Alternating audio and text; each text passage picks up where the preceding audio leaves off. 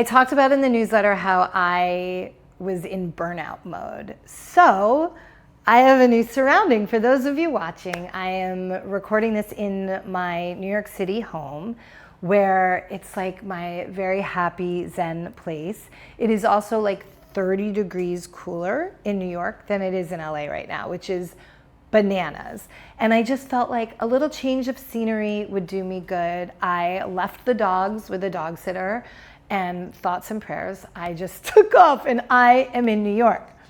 But I thought I would read a little something and tell me if you recognize where this is from, speaking about burnout. So my God, this is a long letter. I had no idea how rapidly I was approaching burnout and starting to envy those whose only job seems to be to talk, I'm reading this, with you and look pretty. I want that job. So many times I'm just trying to stay afloat with all that's coming in for you. I look like a hunchback who didn't have time to freshen up. At least you know what I should look like in real life. Do you guys know who that is? It's not me. It's not me talking about it. It's Natalie Harp. Natalie Harp, who has gone from nobody to pop culture, I don't know, name of the moment, the right hand of the current president.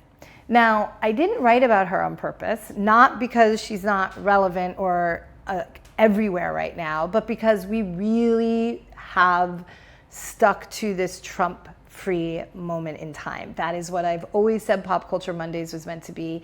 When we started Pop Culture Mondays the royal way, as a newsletter back in 2017, we were in the heart of the first Trump administration.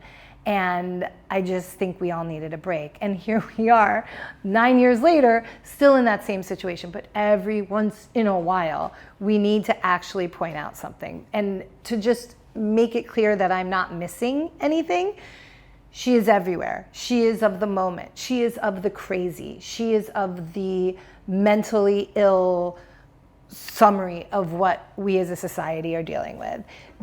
That was literally taken from a typed up letter that was given to the president with almost 100% certainty that he didn't read because there are just too many words. But she is really our modern day this person. And for those of you not looking, this person is the true bunny boiler original queen. And that is our girl Alex from Fatal Attraction, obviously played by Glenn Close to perfection. When we think of Psycho, when we think of like obsessive, when we think of like, oh my God, this person is scary, scary, scary obsessed, we think of the bunny boiler herself. And for that, Natalie, you are the bunny boiler of the decade. Congratulations. It's Thursday. Happy Thursday. It's Pop Culture Mondays on Thursdays. I'm Brooke, and let's get to it. On Thursdays. So hopefully for those of you actually watching the video, you like the change of scenery. It's fun. It's really great to mix it up. I also have actual Joe and Ethan, my amazing producers, sitting in the room with me as opposed to virtual across the country. So it's really nice.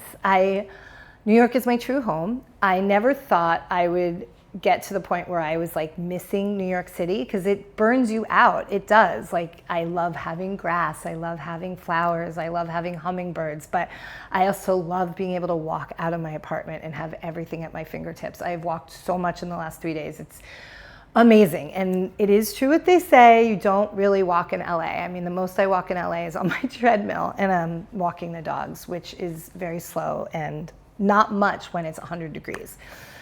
So we have a few things to talk about that I sort of dug into in the newsletter. And one of my jobs is sort of to be a guilty pleasure for some of you.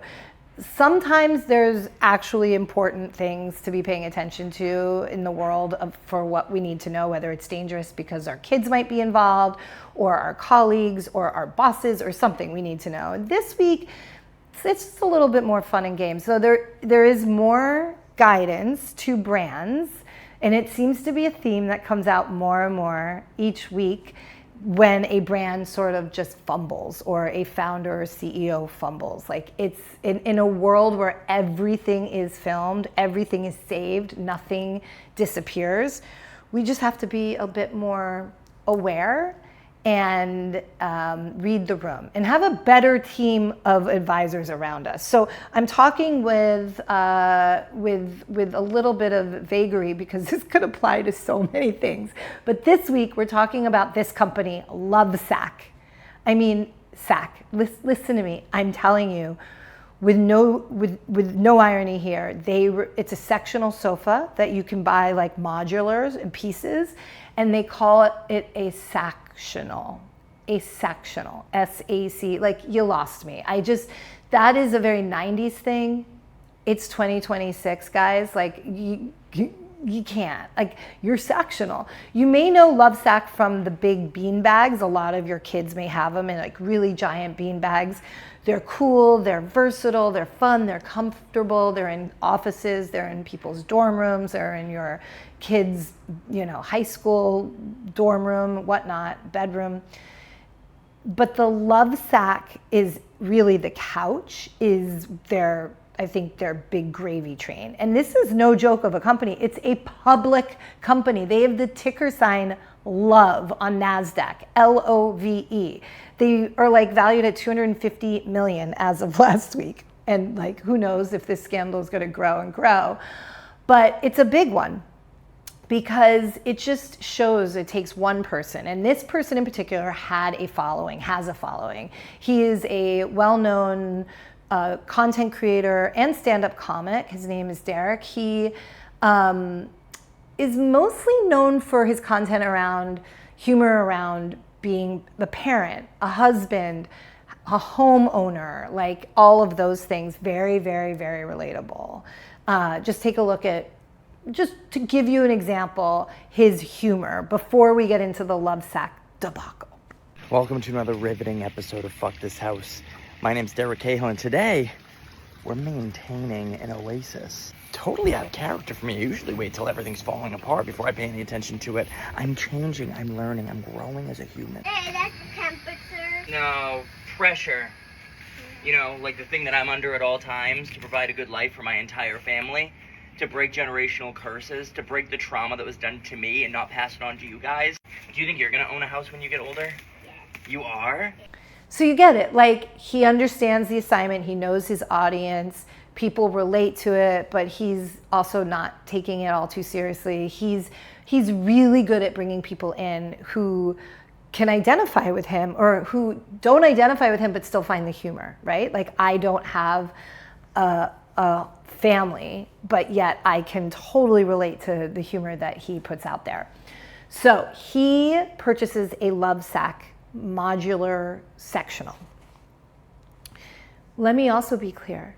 This is not like buying a couch at Costco. It is expensive. This is like, it could be like $10,000. It could be more than $10,000 depending on how modular you go. And you've seen them, like, they're definitely knockoffs at Costco, and the ones where you see just like a cube of like of couch, where it's like a whole fort of a couch. There's like the couch and then the couch, and then you have modular pieces inside of it. So it's just like a cuddle puddle. Some of those aren't LoveSacs, but they, I think, are ripoffs of LoveSacs. But LoveSac is this really big brand. This guy, Zach, started it in his basement. And it's true founder-driven business, doing very, very well. Well, Derek does what anybody with a following in a platform, or even doesn't, just like who uses social media, when they have a problem, they'll vent. Now, he turned it into humor, but the problem is he ordered this sofa, a very big sectional. And before I show you the video, let me set it up. It arrived in like 1 million boxes. And if that's not insult to injury enough, like 1 million boxes, think about it. You have to open each and every box. Then you have to get rid of each and every box. But then there are all the components to how to put this together. This is not you know, take it out of a box and then boom, it's there. You have to put it together because it's modular. It all has to attach. Now, I understand there are people who have been saying, like, you can't make that in a factory. It won't get through people's doors or whatnot. I understand, but there's got to be a different way or a way of communicating. Like, by the way, this is going to come into 48 boxes. Maybe charge $200 more for not just the white glove service, but like assembly with it. Like, we will take it out of the boxes. We will, it's not just putting it in the room with the boxes. It's like, we will take them out of the boxes. We will put it together. No, that's not what they offer. But before I continue, let's hear Derek talk about it himself. We just got our new couch delivered, and the only thing I have to say is, are you shitting my... This feels like corporate fucking terrorism. Were they coming up with a business idea like, you know what we should do? Charge a fucking shitload of money for our couches, and then make everyone be factory workers. I love that idea. We should call it LoveSac. Because they can suck our fucking balls. Can you imagine being the delivery driver? If I showed up to work at 4 o'clock in the morning, and I saw them start loading 97 fucking boxes of couch to one address, I'd be like, you know what? Go fuck yourself. I don't even know where to start. Let's do swept arm left. We'll see how much this is gonna fucking suck. Jesus Christ, we got fucking millions of dollars. 1 swept arm, 1 shoe, 2 feet, 1 clamp, 9 felt pads. Gee, it's like a fucking Christmas story. 8 suicidal thoughts. Remove the secret ingredients. It's a gun. I was told to put gloves on for this because it fucks your knuckles up. What the fuck? I think I did this right. Wow, only fucking 80 more boxes to go. You guys have to know how fucking unreasonable this is, right? There's no way you can't have some fucking dude in a building pre-thising it. It'll be better when I'm older. I gotta say, the most VIP move is putting these gloves on. You wouldn't have knuckles anymore. I can't believe that there's not a warning on all these boxes. 30 years from now, there's gonna be an attorney on TV being like, did you have your fucking knuckles ripped off by a LoveSac couch? Call me, you may be entitled to compensation. I hope LoveSac sees this video and they see that part and they're like, call my attorneys. God, my wife's gonna be so horny, so happy when she gets home and sees that I've built this couch. I'm gonna log this as a fucking workout. Look at the knuckles of these gloves. You just put your couch together, it's fucking covered in blood. Stop looking, LoveSac, you already did that. What the fuck? It's like putting fucking pants on a toddler. Every Sactionals configuration starts with 4 shoes. Okay, you fuck. This is so stupid. I'm starting to cook. Starting to feel like a professional LoveSacker. Hi, my name's Derek Cahill, and I'm a LoveSac. Is that correct? Wow, what a ride, baby. Ah, yeah, so Derek Cahill, I should have said his name earlier, but I mean, it's funny. It's really, really funny. And it took off, and it did a few things. It got a lot of people saying, like, I'm really glad people are talking about this LoveSac thing, because like, he has a platform and now I can share my own journey, and we'll get to that in a minute. But what happened was, he put it out there, there was lots of comments, and as he said, like, you know, what he said. We're gonna explain what happened first.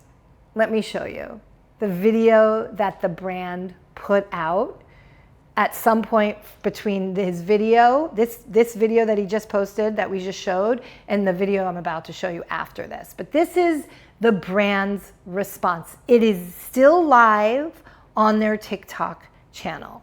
This goes live.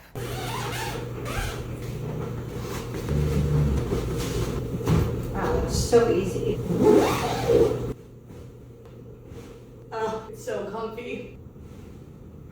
The best thing is your girl didn't even have to get out of the toolbox. Okay. The CEO, aka founder CEO, also posted a TikTok, which he then removed immediately, probably because lawyers jumped on him and were like, no. He claims later that he was trying to meet Derek with the same humor that Derek has. Now, if that's true, which I don't think it is, if that were true, if you are not a trained comedian, if you do not have that as your natural, authentic self, will not pull it off when you're going to try to go toe-to-toe with a comedian. It just doesn't work. But I don't think he was trying to meet him where he was. I think he was a founder and he had a knee-jerk reaction and he was pissed and he used sarcasm and it was ugly and he posted it, and yes, he removed it, but the internet does not forget. And thankfully somebody out there very quickly downloaded the video and it lives with us. I mean, I don't even know if we can get through the whole thing because it is long, but just this will give you a taste.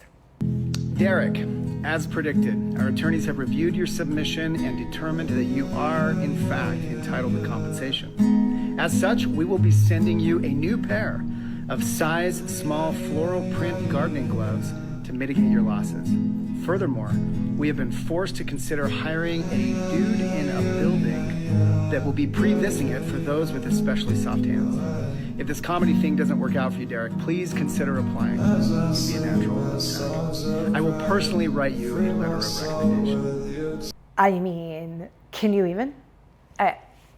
If I were his comms person and he called me up and said, like, what do I do? I'd be like, I actually don't have an answer for you right now. Let me just sit back. I'm gonna have a glass of wine and I'm gonna come back at you. But there's very little that you can do right now. Like you've done enough. You've done enough, my friend.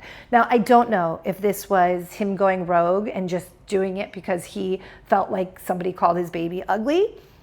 I always advise founders when they get really, really pissed off and they want to make a comment, like put the devices down. I don't know if a media advisor or a social media team or a CMO told him to do that and be funny or come back at him with sarcasm. I don't know. Whatever it was a bad idea. So, I mean, the comments were crazy. The comments along all of these posts were just, I mean, some of the comments are, turns out the hardest thing to assemble wasn't the couch, it was a competent PR response. Yeah. Upload a video of you assembling the 8K sectional from beginning to end in real time, no cuts or edits. Well, if Derek's video wasn't enough to de-influence me, this one definitely is. And then these are about all of them. This is Derek's response to all of that. Well, this LoveSac thing has gone somewhere. So Wednesday night, the CEO of LoveSac messages me on Instagram asking me for my address. And I was like, are you going to fucking send me a bomb? And then he asked to meet with me on Thursday to see if we could find a way to work together and find a positive spin to all this. And I was like, well, I already spent an entire fucking business day putting your couch together. I'm sure I could spare 30 more minutes. So I go to sleep. I go to night. I wake up Thursday morning. About 11 tags in this video. Fucking Porquet? What the fuck? Surely my fucking eyes have deceived. Is LoveSac talking shit? I spent 7 fucking hours building that couch and you're gonna fucking bully me? I love him. He's like, they reached out to me. Like, I don't know. I went to sleepy sleep and then I woke up and boom, there was this video of the woman being like, you know, I got the ick from a man who can't put together the couch. I mean, it's so gross, and talking about the gloves. And then the video from the CEO. So awful shit, awful shit. The CEO then tries to recover, and this was probably the guidance of his social media team, like, oh my God, let me just try to relate to you, da da da da da. And this is what he put out that is now on his TikTok page. Whoa, Derek, and your passionate army of fans, and all LoveSac owners weighing in online. First and foremost, look, I am actually super grateful to have you as a LoveSac customer. You have built this company right out of my parents' basement by building your Sactionals. And I promise, I get it. I have personally assembled and covered over 1,000 pieces over these past 20 years. At events, store setups, my own home, the setup is no joke. And Derek, I thought your LoveSac rant was not just wildly funny, but totally accurate. Our previous video responses to you were just meant to have a little bit of fun, given your profession. But I clearly understand the passion of the Derek Cahill fans now, and I am impressed. I apologize for being unfunny. We'll leave the comedy writing to you in the future, I promise. But in all seriousness, I've not let anyone here at LoveSac rest until we have a permanent solution to the problem that you've called our attention to. If they had responded more closely to that right out of the gate, we'd be in a really different place. I think he's completely right, Derek. Like if they just said, oh my God, Your post is so funny. You're right. Like, let's talk. Like, there are a million things we could probably do better. Would love your input. Let's do it. Not only would they have made Derek a believer and Derek would have become an advocate for this brand, they would have converted people who were like, wow, that's really freaking cool of that company. Like, that's so cool that they saw, they heard, they listened on so many levels. It's just such a simple thing to do. And I'm going to stick with this theme because you can just see what people, first of all, their dislike now. Like, now people are coming out and sharing their distaste for LoveSac. For example, this guy. I'm so glad that people are talking about the LoveSac couches and how much of a mess they are. This was my couch. This was a $10,000 couch. Now, it did have the speakers inside of like the walls and inside of like the base was like down here under the seat. But the sound system barely worked. It was like not consistent at all. It would always disconnect. It was super difficult to update the thing. I had to take the whole couch.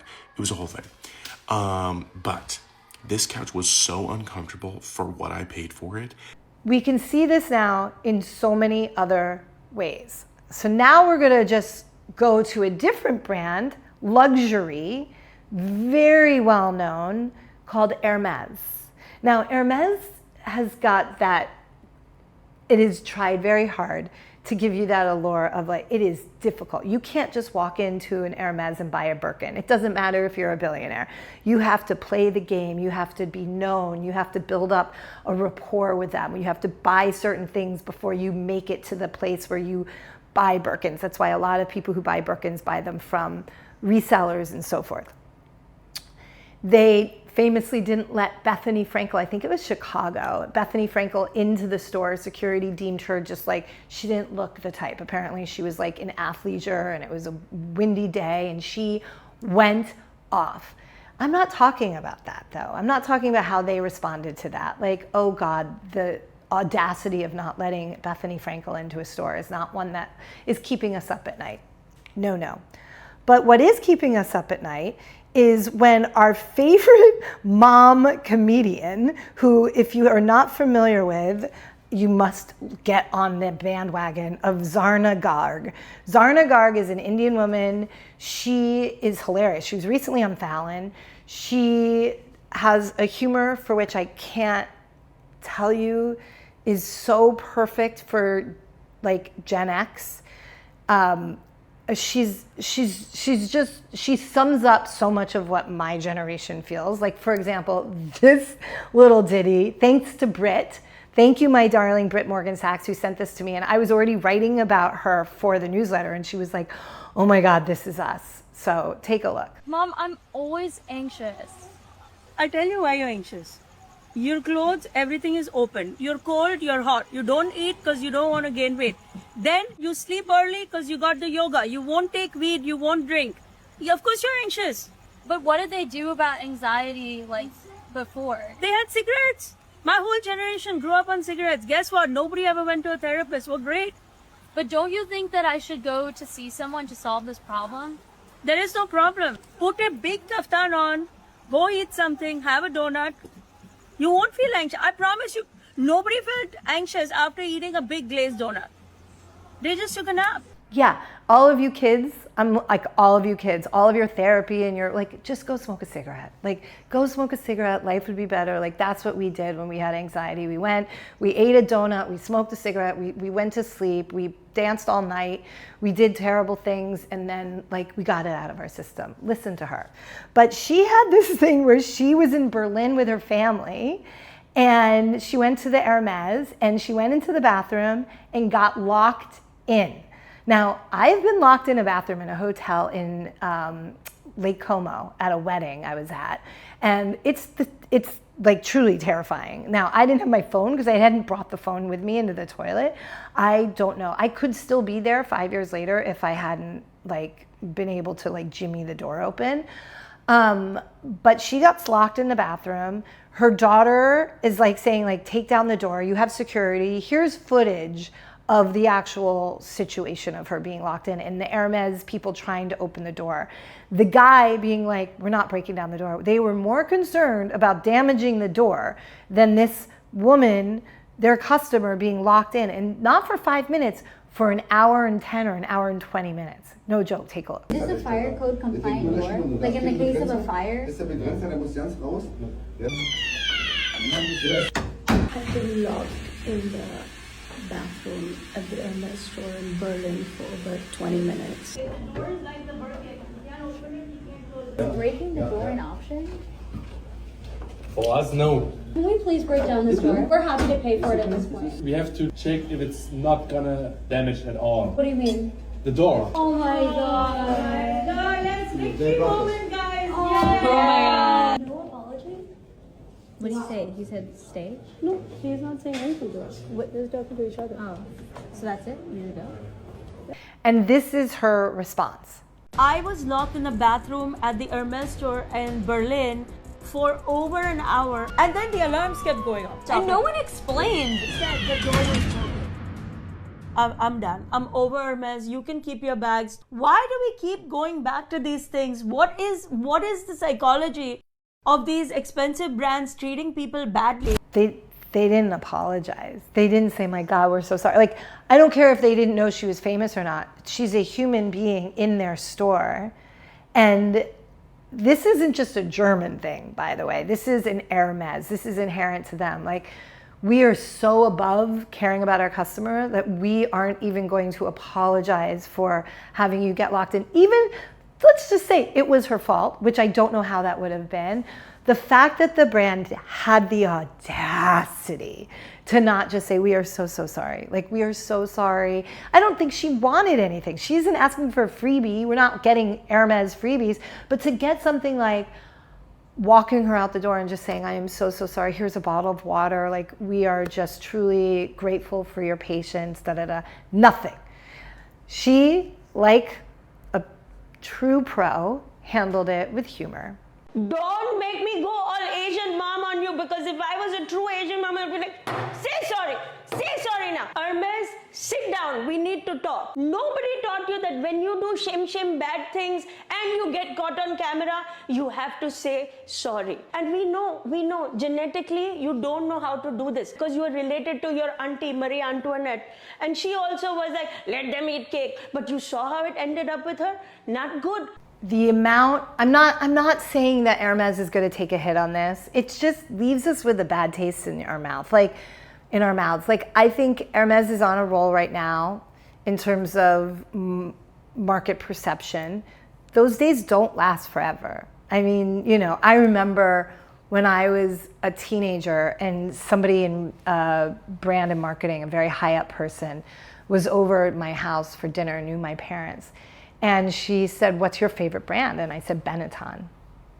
Benetton was the most important brand at that period of time. You could not go anywhere without seeing their advertising. It was like Apple. You knew exactly. You didn't need to see any brand. You just needed to see a photo and you knew that they were talking about Benetton. You knew what Benetton stood for. You could see a Benetton, you could sense a Benetton store even before you saw it around the corner. It was everywhere. It was, the spirit of the brand was iconic. You could see something was Benetton without having to have a label emblazoned on it, but you would wear that label with so much pride. And she said, oh yeah, it's a very interesting fad. And I was like, it's not a fad, ma'am. Excuse me. Benetton will live forever. Like, I will be wearing Benetton when I am an adult. I will be wearing Benetton when I am a grandmother. And she was like, oh, you're sweet. Like, you don't know. And I remember to this day, I mean, this must have been 1985, 86, the rage I felt for this woman. I was like, how dare she speak to me this way? Like, what does she know? I am the ultimate Benetton consumer. Well, she knew. She knew. Now, of course, there are brands that last. Chanel and Hermes, they have been around for 100 years or more, but they come and go. They dip and they, like Hermes when in the 80s and the 70s was not where it is today. And so there will be a time when it is not where it is today. And it's like, don't take it for granted. Don't take your customer for granted. Don't treat people poorly. Don't mock them. There's just no room for it. It doesn't matter. People have, like, these memories stick, and eventually people will just say, I've had it. When we're talking about brands, we can also talk about well-known CEOs, celebrity CEOs. We've seen it happen a bunch of times. And somebody we've talked about a lot here, very familiar to Pop Culture Mondays and Pop Culture Mondays on Thursdays listeners, is our Gwyneth Paltrow. Now, GP came bursting onto the scene of pop culture as an actress. I've known her in different social settings. A lot of people I knew in New York grew up with her. I have had the chance of being in social circles with her over the years at different times. She's an incredibly smart, very gifted woman, no question, knows how to read a room, knows how to meet a moment, and is one of these iconic sort of like multi-hyphenate where she's able to change being just an actress to now being a very successful entrepreneur. And like I've said here before, well, we've, over the time, many people have made fun of Goop and like the moon charging vagina egg, for example. It's a real brand. And Goop Kitchen is one of my favorite things in the entire universe. So like, bravo, well done. She's also given us a lot of memes. I mean, like the losing a half day skiing. There's lots of iconic GP things that she's done. Sometimes I do think that when you are so famous and rich and surrounded by people who don't ever want to say no to you, you sometimes lose the plot. I just think it happens naturally. It doesn't matter like how real you are and how educated you are and how experienced you are. That doesn't matter. It really, I think it happens when you become so famous that you just lose a little perspective. And this is just, there's a faux pas that happened. It was uncovered by Matt Bellamy, I never know how to pronounce his name. He doesn't like me very much. From Puck, where he covers Hollywood, and he's an incredibly talented reporter. And he uncovered an invite, and exclusively had the invite, where Gwyneth was inviting a group of people over to a private, off-the-record dinner at her house in Amagansett. So here it is, for those of you not watching. It's like, it's blue and white. It's very much like a toile wallpaper sort of vibe with the sun and the flowers, and it's blue and white, very fancy font. And it says, Gwyneth Paltrow invites you to a private, off-the-record, al fresco dinner at her home in honor of Sam Altman. Saturday, August 29th, just coming up. Cocktails, 6 p.m., seated dinner, 6:45. Gwyneth's home, Amagansett. Address provided closer to date. Kindly RSVP to events@goop.com. Like, I understand why people are like, this has to be fake. It was not fake. It wasn't fake. Like, unpacking that, for example. So that goes out. Who knows who sent it? Like the events people at Goop, I don't, they send it to some media. It's like not the inner circle. So of course somebody leaked it. It's a private, off the record invite in that sort of like going off blindly. Did you agree? When you send something to off the record, you need actual agreement. Like the invite itself, like you say, can I send you something off the record? That person says yes. And then you have an agreement and it's off the record. The invite itself is not off the record if just because somebody received it and it says so. So remember that. Secondly, it's just very pretentious, and it's very like, it just is presumptive. Like it presumes that you're gonna be like, I agree, I'm not gonna share this around. And in honor of Sam Altman, like, is he dead? Is he being awarded the Nobel Peace Prize? Like what's happening with Sam Altman?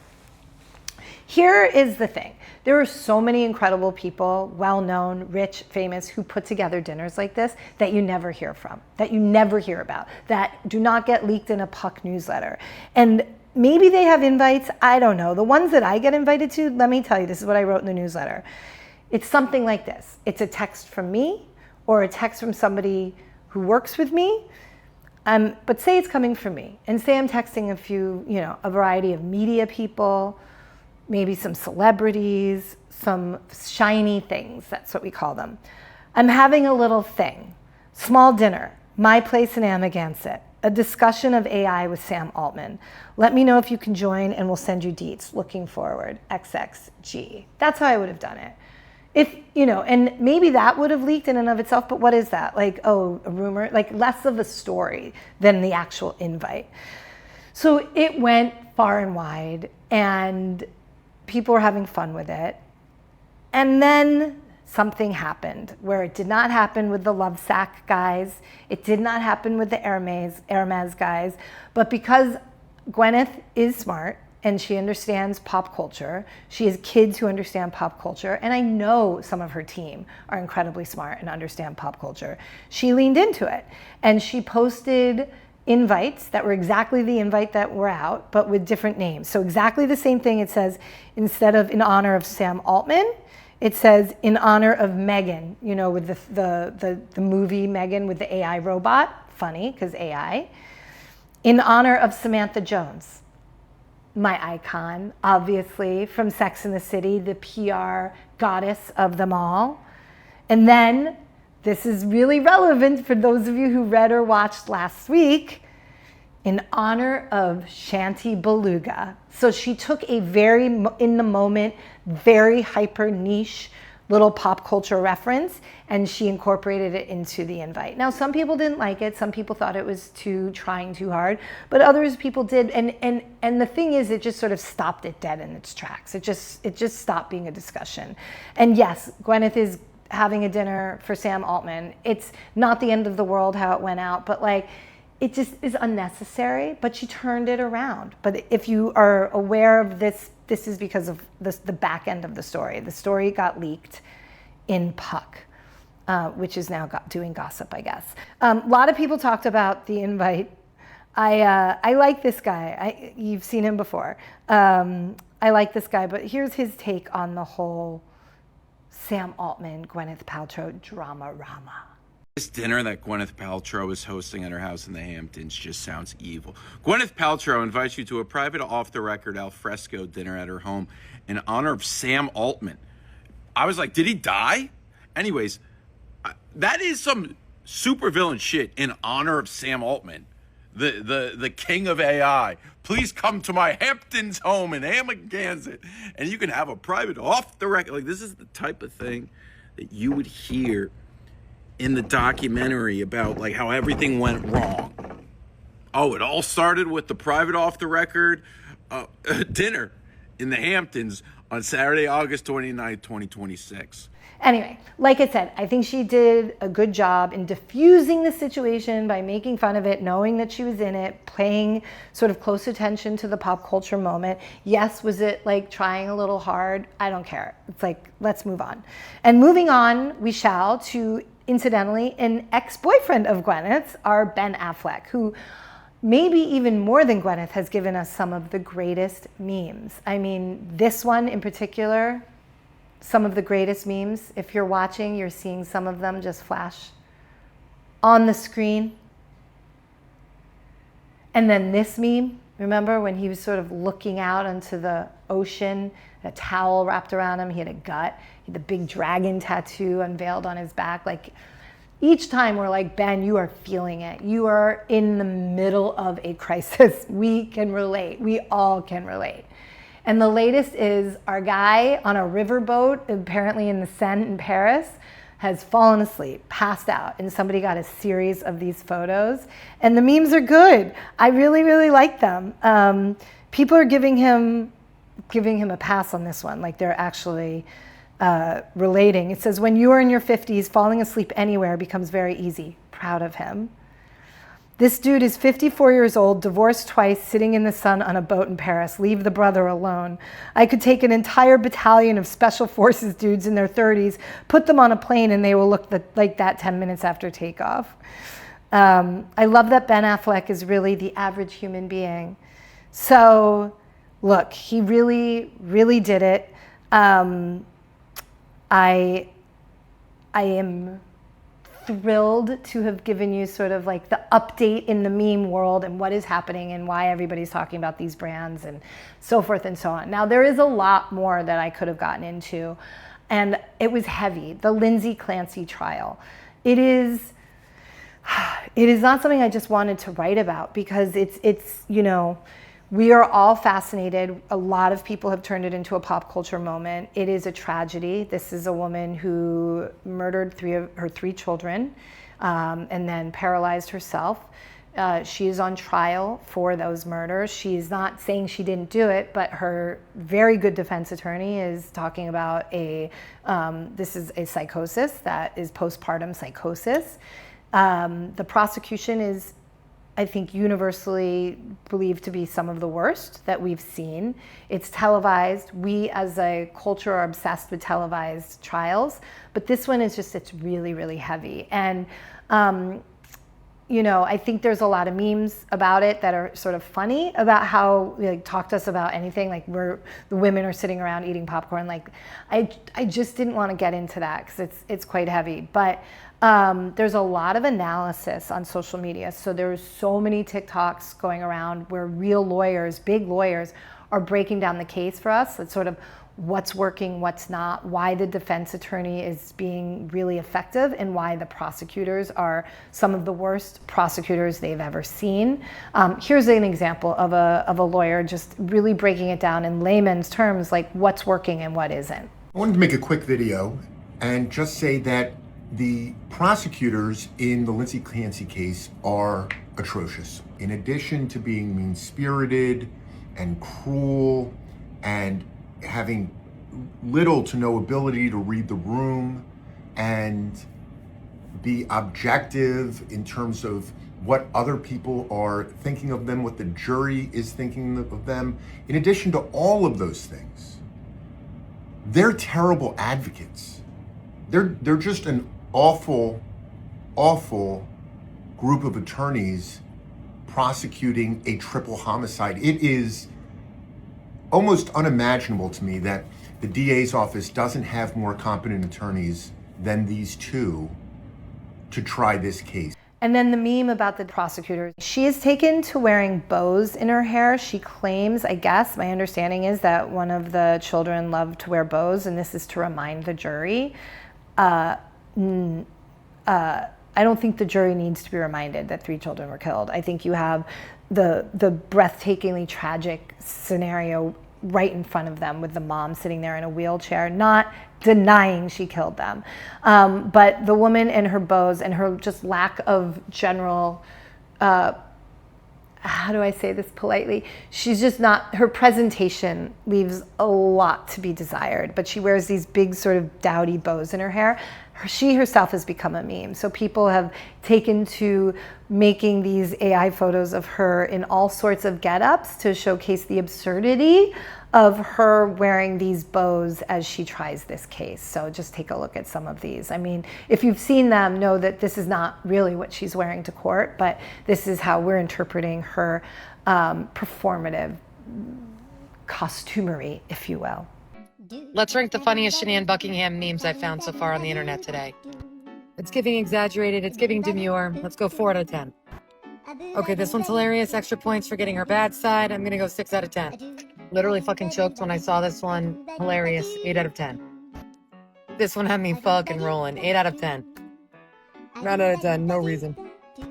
So that is that, my darlings. Thank you to Joe and Ethan who are here.